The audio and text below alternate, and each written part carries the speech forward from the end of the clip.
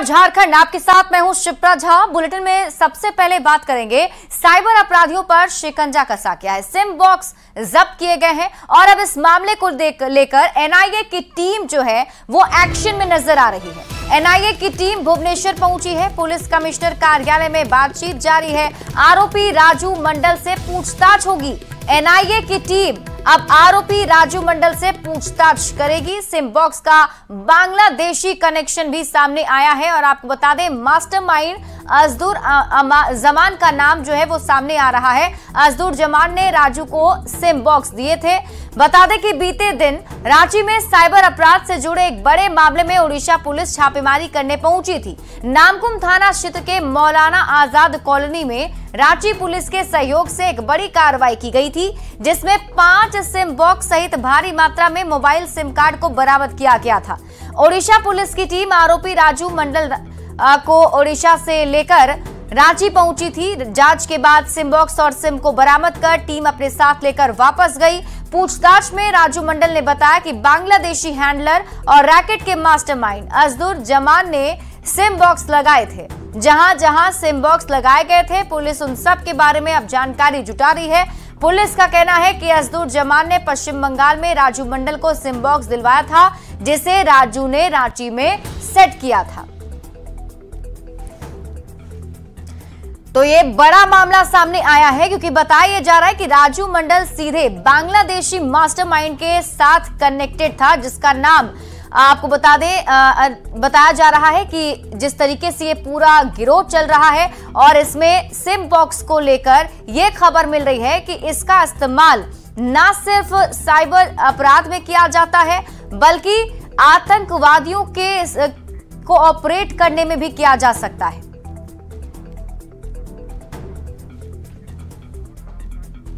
तो रांची में साइबर अपराध से जुड़े एक बड़े मामले का खुलासा अभी तक किया गया है और आपको बता दें कि जो ओडिशा पुलिस है वो सबसे पहले राजू मंडल से पूछताछ करती है। देखिए, हम आपको बताते हैं कि सिम बॉक्स क्या होता है। जैसा कि हम बता रहे थे कि इसको कॉल को डाइवर्ट करने के लिए इसका इस्तेमाल किया जाता है। सिम बॉक्स से कॉल का जो लोकेशन है आप वो ट्रस्ट नहीं कर पाएंगे कहां से कॉल आ रही है। ड्रग्स के धंधे में भी सिम बॉक्स का इस्तेमाल किया जाता है। आतंकवादी संगठन भी इसका इस्तेमाल करते हैं क्योंकि अगर किसी को कॉल करना है और उस कॉल के बारे में जानकारी नहीं बतानी है तो सिम बॉक्स का इसमें इस्तेमाल किया जाता है। ओडिशा के बाद अब रांची के नामकुम में भी 5 सिम बॉक्स मिलने के बाद झारखंड पुलिस भी अलर्ट मोड पर आ चुकी है। अब तक की जांच में यह बात सामने आई है कि दोनों ही राज्यों में मिले सिम बॉक्स बांग्लादेश से लाए गए थे और इस गिरोह का मास्टरमाइंड भी बांग्लादेशी है, जो अब तक गिरफ्त से बाहर बताया जा रहा है। बांग्लादेश के रहने वाले अजदुर जमान ने ही ओडिशा और रांची में इस सिम बॉक्स को बड़े ही शातिराना अंदाज में मौलाना आजाद कॉलोनी की तंग गलियों में लगाया था। पास में बस स्टैंड की वजह से हर दिन हजारों लोगों का आना जाना है। ऐसे में सिम बॉक्स के जरिए फोन कॉल को ट्रेस करना पुलिस के लिए एक टेढ़ी खीर है। एसएसपी ने कहा कि इस पूरे मामले का रांची कनेक्शन भी खंगाला जा रहा है। सिम बॉक्स क्या करता है, उसको एक सस्ते कॉल में कन्वर्ट कर देता है। तो इससे क्या है कि जो रेवेन्यू लॉस बहुत ज़्यादा हो रहा है इंटरनेट कंपनीज को, टेलीकॉम कंपनीज को। अगर आप 2021 की बात करें तो ऑलमोस्ट 7.8 बिलियन का लॉस टेलीकॉम कंपनी का हुआ था। अब पॉइंट ये है कि ये तो एक थ्रेट हुआ जो फाइनेंशियल लॉस होता है टेलीकॉम कंपनीज को। दूसरा, अगर हम लोग नेशनल सिक्योरिटी के पॉइंट ऑफ व्यू बात करें तो जैसे अगर हमारे मोबाइल पे कोई इंटरनेशनल कॉल आए तो जनरली लोग अवॉइड करते उठाना। +92 से आता है, पाकिस्तान से नंबर से आता है, लोग फ़ोन काट देते, उठाते नहीं हैं। तो इस तरह के इंटरनेशनल कॉल को लोग अवॉइड करते हैं। तो सिम बॉक्स के थ्रू जो मान लीजिए टेररिस्ट का ऑर्गेनाइजेशन है कोई, वो कॉल को कर रहे हैं इंटरनेशनली कॉल, लेकिन वो सिम बॉक्स के थ्रू उसको लोकल कॉल में डाइवर्ट कर दे रहे हैं। तो हमारे पास जो कॉल आ रहा है वो एक लोकल नंबर से कॉल आ रहा है, तो हाई चांसेस है कि हम लोकल कॉल देख के नंबर को मतलब उठाएंगे ही उठाएंगे। तो इंटरनेशनल कॉल हम अवॉइड करते, लेकिन लोकल कॉल जब सिम बॉक्स कन्वर्ट कर दिया तो उसको उठाने की प्रोबेबिलिटी बढ़ जाती है। तो एक बड़ा नेशनल इशू है इस चीज़ को लेकर के। रिपोर्ट के बेसिस पर रांची पुलिस और उड़ीसा पुलिस ने जॉइंट रेड किया था और वहाँ पर से 5 सिम बॉक्स बरामद हुआ, जिसको जो है कॉल डाइवर्ट करने के काम में यूज होता था। रांची पुलिस भी अब इसकी जांच कर रही है और जांच के अनुसार जो तथ्य पाया जाएगा उसके अनुसार अग्र पर कानूनी कार्रवाई की जाएगी। और बड़ी खबर आपको चतरा से बता दें, जहां ताजपुर थाना क्षेत्र के तुलबुल गांव में बिजली की चपेट में आने से 5 लोग घायल हो गए। 11,000 वोल्ट के तार की चपेट में आने से बड़ा हादसा हो गया। सभी घायलों को इलाज के लिए हजारीबाग अस्पताल में भर्ती कराया गया है। बताया जा रहा है कि 10 दिन से बिजली की समस्या यहां पर थी। इसे लेकर गांव वालों ने शिकायत की थी, लेकिन विद्युत विभाग के कर्मियों के टाल मटोल रवैये के कारण आज ये बड़ा हादसा हो गया। गांव वालों का आरोप है कि बार बार शिकायत के बावजूद भी विद्युत विभाग के कर्मी ट्रांसफार्मर बनाने नहीं आते थे। ऐसा है कि मेरे गांव में लेन 10 दिन से खराब था। जो लेनमैन के पता रहने के कारण भी वो समय पर ना आ चुका। गांव वालों ने परेशानी की वजह से अपने खुद से जाकर लेन बनाने की कोशिश की। उसी बीच में घटना घटा। क्या हुआ? 11,000 तार गिर गया बिहान खेत के पास, जिसमें 5 लोगों ने घायल है अभी तक। उसमें सर सारी हमको गलती लगाएंगे, लैंडमैन का गलती है। जब उसको पहले से ही पता था कि लाइन खराब है, तो मेरे पास एक प्रूफ भी है, वो भेजा मेरे पास रिकॉर्डिंग। उसमें साफ बोला है कि आप लोग का ट्रांसफार्मर जो फीस है वो पहले से खराब है। तो पहले से खराब भैया, आपको सरकार पेमेंट क्यों दे रही? अगर पेमेंट दे रही तो उसका काम कीजिए।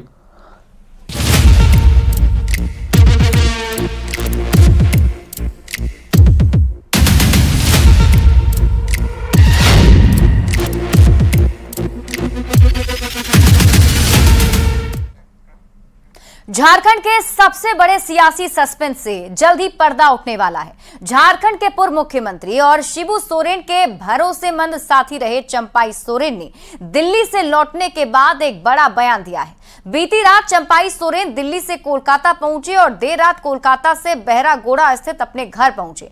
वहां मीडिया कर्मियों से उन्होंने काफी देर तक बातचीत की और उस अहम सवाल का जवाब दे दिया जिसे लेकर सियासी सस्पेंस बरकरार था। चंपाई सोरेन ने 3 बड़ी बातें कही हैं। उन्होंने कहा, पहली बात कि वो राजनीति से संन्यास लेकर घर नहीं बैठेंगे। दूसरी बात उन्होंने ये कही कि पुराना चैप्टर क्लोज होगा और नए अध्याय की शुरुआत होगी। वो नया अध्याय झारखंड में नई पार्टी के रूप में हो सकता है या फिर कोई अच्छा दोस्त मिला तो उसके साथ हो सकते हैं, जिसकी संभावना उनकी बातों से कम लग रहा है क्योंकि वो बार बार नई पार्टी बनाने की ओर ही इशारा कर रहे हैं। तीसरी बड़ी बात उन्होंने ये कही कि जेएमएम से उनकी कोई बातचीत नहीं हुई है। उन्होंने कहा कि किसी को धोखा देने का फैसला नहीं किया है। वो बोले कि लंबे समय तक शिबू सोरेन के साथ रहे, लेकिन आज स्थिति ऐसी है कि शिबू सोरेन उनकी बात नहीं समझेंगे।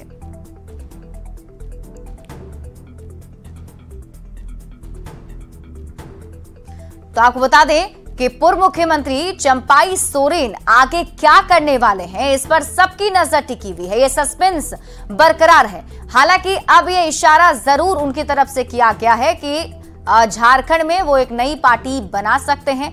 हालांकि ये भी कहा जा रहा है कि उनको कोई अच्छा साथी मिला तो वो आगे बढ़ सकते हैं। संगठन की ओर बढ़ेगा, उसके साथ साथ देखेंगे और कोई अच्छा दोस्त अगर मिलेगा।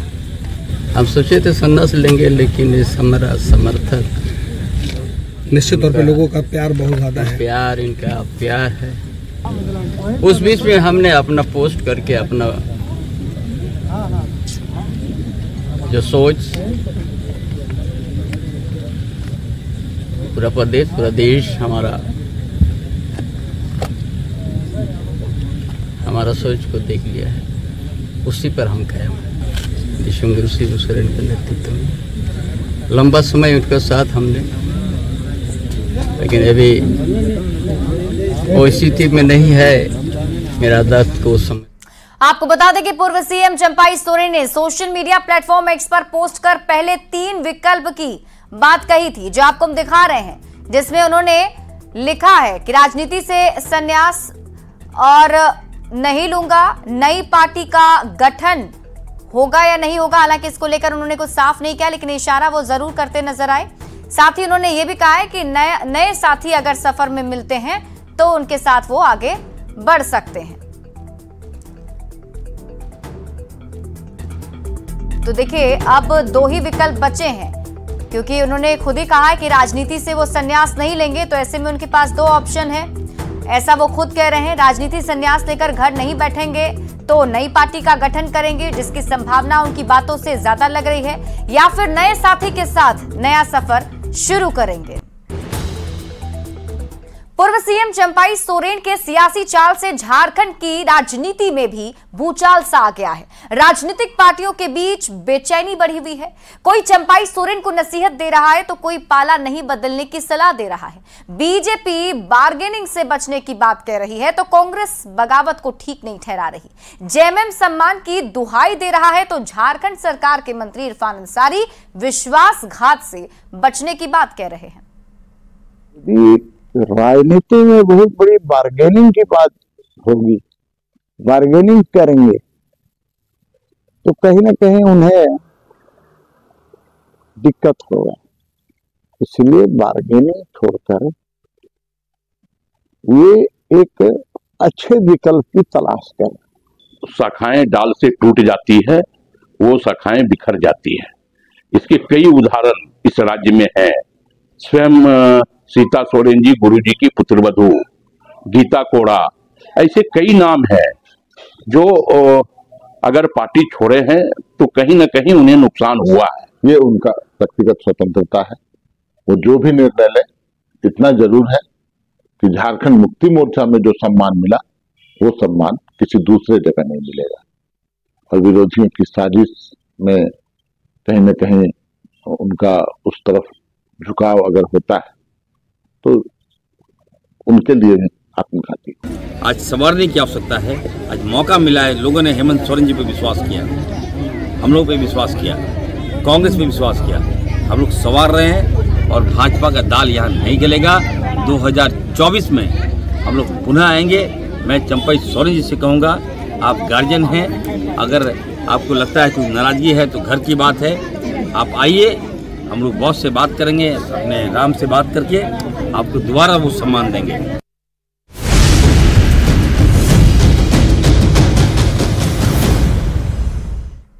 विधानसभा चुनाव से पहले बीजेपी 23 अगस्त को हेमंत सरकार के खिलाफ हल्ला बोलने जा रही है, जिसे युवा आक्रोश रैली का नाम दिया गया है। रांची के मोरहाबादी मैदान में बीजेपी की रैली होगी, जिसको लेकर पार्टी के तमाम बड़े नेता लगातार इसकी तैयारी में लगे हैं।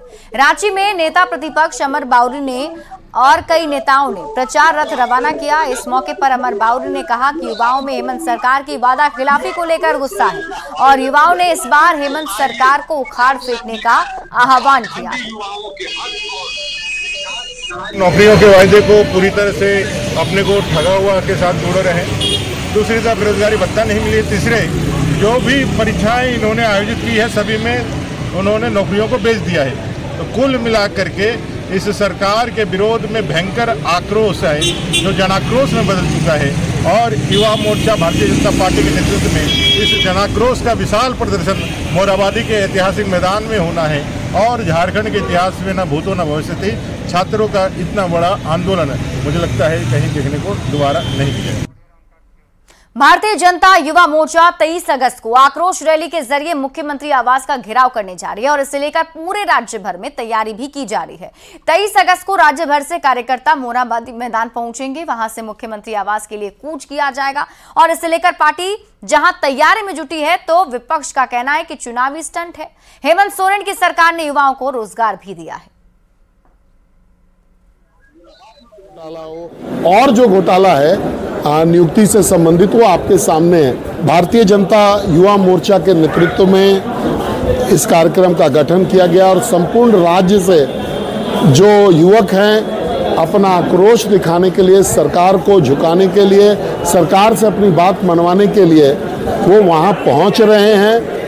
मोरहाबादी मैदान पहुंचेंगे और वहां से मुख्यमंत्री आवास का जो है घेराव करेंगे। एक ही बार में इतने साल से जो जेपीएससी नहीं हुआ था उसको रिकॉर्ड टाइम में करने का काम किया, जो पहले कभी नहीं हुआ। ऐसे बहुत सारे एग्जाम्स है जो 9-9 साल तक नहीं हुए थे, वो सारा एग्जाम 10-10 साल तक जो नहीं हुए, आज तक नहीं हुए, वैसे वैसे एग्जाम को सरकार ने शेड्यूल करने का काम किया। अभी 40,000 नियुक्ति अक्टूबर तक होनी है जो प्रक्रिया में है। और ये ठीक है, चुनाव आने वाला है तो एग्रेसिव होके कुछ भी स्टंट और कुछ भी चीजें करने के लिए ये लोग स्वतंत्र हैं।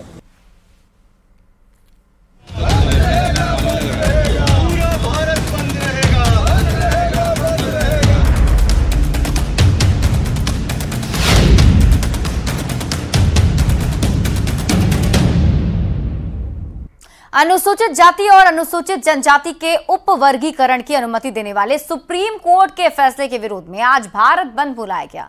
कई संगठनों ने देशव्यापी हड़ताल का समर्थन किया और भारत बंद में शामिल हुए। राजधानी रांची में आरजेडी के नेता और कार्यकर्ताओं ने भी सड़क पर उतरकर प्रदर्शन किया और कोर्ट के इस फैसले का विरोध किया है। राजधानी रांची में भारत बंद का आज व्यापक असर देखने को मिल रहा है और इसी की तस्वीर है कि राजद समर्थक और राजद के कार्यकर्ता के साथ साथ पदाधिकारी सड़कों पर आ चुके हैं। मोदी सरकार आरक्षण विरोधी है, पिछड़ा विरोधी है, आदिवासी और दलित विरोधी है। जिस तरह से वो पिछड़ों के आरक्षण को मार रही है, अभी तक जातीय जनगणना नहीं हुआ, 10% आरक्षण किस आधार पे मिल गया पता नहीं, लेकिन हम लोगों का जो आरक्षण है, हक है हमारा 85%, वो तो देने से रही, जो है उसमें भी वर्गीकरण किया जा रहा है। जिस दिन से माननीय सुप्रीम कोर्ट का आदेश आया उसके बाद तुरंत हमारे नेता आदरणीय तेजस्वी यादव ने तुरंत विरोध किया और पूरे भारत में एक संदेश दिया कि दलित आदिवासी के खिलाफ में ये जो अहितकारी कदम है उनके भविष्य पर जो कि खतरा है। जहाँ सामाजिक विकास होना चाहिए वहाँ सामाजिक बाधक फैसला है। कि न्यायालय के आदेश की बात नहीं, बात है संविधान की। और राष्ट्रीय जनता दल हम लोग सामाजिक न्याय के हमेशा लड़ाई लड़े हैं और सामाजिक न्याय के लिए हमेशा लड़ते रहेंगे। उस समाज की बात है, जो दबे कुचले की बात है, उनका हक और अधिकार को मारा जा रहा है। जब तक न्यायालय हो या केंद्र सरकार हो, हम लोग केंद्र सरकार का विरोध कर रहे हैं कि केंद्र सरकार क्यों नहीं इसको लागू करती है, क्यों नहीं उस पे काम करती है। कैमरा पर्सन प्रभाकर के साथ गौरव झा, न्यूज़ 18 रांची। के दौरान समर्थकों ने प्रदर्शन किया। बंद समर्थक रांची में हर तरफ सड़क पर नजर आए। कटहल मोड़ के NH 23 पर भी बंद समर्थकों ने सड़क जाम कर दिया, जिस वजह से सड़क पर दोनों तरफ वाहनों की लंबी कतार लग गई। लोग परेशान हुए तो एम्बुलेंस भी जाम में फंसी रही।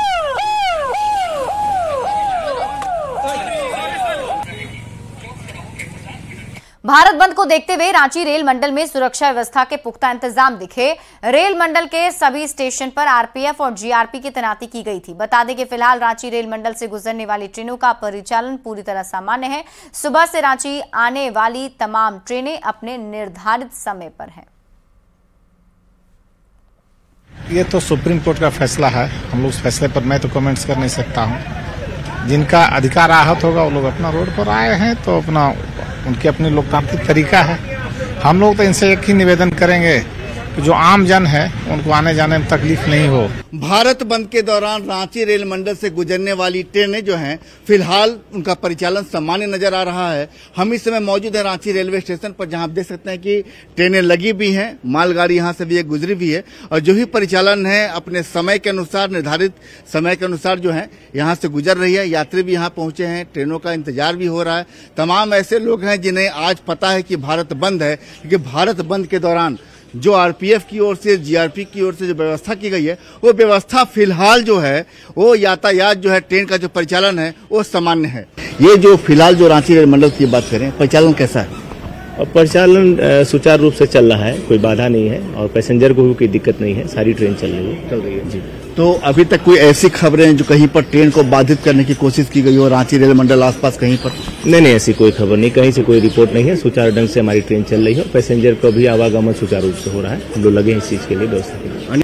तो भारत बंद क्यों हुआ है वो पूरी जनता जान रही है और जो भी हो रहा है हमें, हमारे वहाँ सर्वोपरि हमारी कोर्ट है और उनके लॉ और ऑर्डर जो भी पास होते हैं उसका सम्मान करना चाहिए। सभी लोगों को इस तरह से प्रोटेस्ट करने का अधिकार, लेकिन शांतिपूर्वक करना चाहिए। कुछ पार्टियां भी हैं जिसका खुला समर्थन कर रही हैं, जैसे बसपा हो गई, ठीक है। राजस्थान में ये चीजें ऑलरेडी इम्प्लीमेंटेड हैं। थोड़ा सा दिक्कत हो रहा है यहाँ पे, मतलब ट्रैवल का है और इवन यहाँ पे कुली भी मिलने में दिक्कत हो गई। हम लोग ट्रैक से लेकर के अपना सेल्फ सामान बहुत ज्यादा था, बट ये कि ठीक है, कहीं ना कहीं ये शायद लोगों के लिए। ट्रेन आपकी सामान्य समय पर है? अभी तो ट्रेन का सामान्य समय दिखा रहे हैं, मगर सुप्रीम कोर्ट ने जो निर्णय लिया है उसका सम्मान करना चाहिए और सभी करना चाहिए। वो किसी के भी पक्ष में आवे या किसी के विपक्ष में आवे, मगर हमारे यहाँ सरकार है, हमारे यहाँ लॉ ऑर्डर है, उसका हमें सम्मान करना चाहिए। कि रांची रेलवे स्टेशन फिलहाल ट्रेन परिचालन बिल्कुल सामान्य है, ट्रेन सुचारू रूप से यहाँ पर ट्रेन पहुंच रही है, यात्री भी ट्रेन का इंतजार करते नजर आ रहे हैं। कैमरामैन संजीव तिवारी के साथ संजय कुमार सिन्हा, न्यूज़ 18 रांची। और यार एक छोटे से ब्रेक के लिए जल्द लौटते हैं वापस।